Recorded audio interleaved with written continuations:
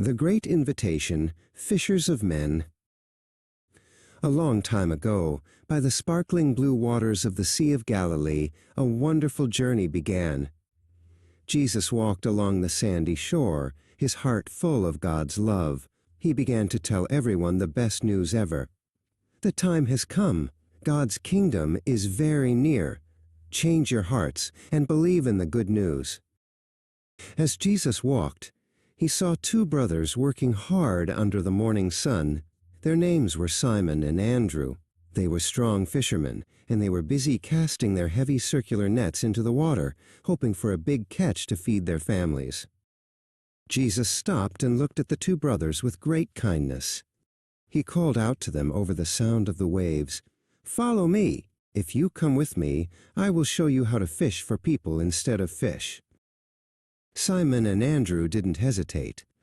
They didn't ask how or why. They felt a special peace in Jesus' voice. Right then and there, they dropped their nets on the sand and walked away from the water to start a brand new life with their new friend. Jesus walked a little further down the beach with Simon and Andrew. Soon, they saw another boat near the shore. In this boat were two more brothers, James and John.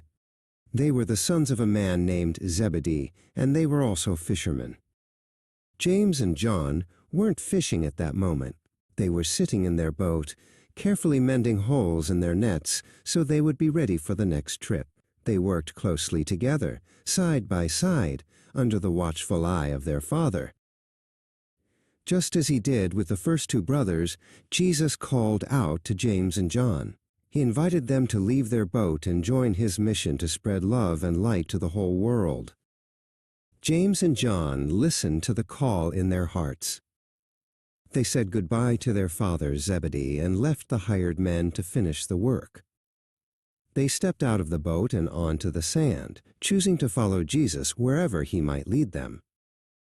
Now there were 5 of them walking together. Simon, Andrew, James, and John became Jesus' first disciples. They didn't know yet all the miracles they would see, but they knew that following Jesus was the most important choice they would ever make. Today, Jesus still calls us just like he called the fishermen.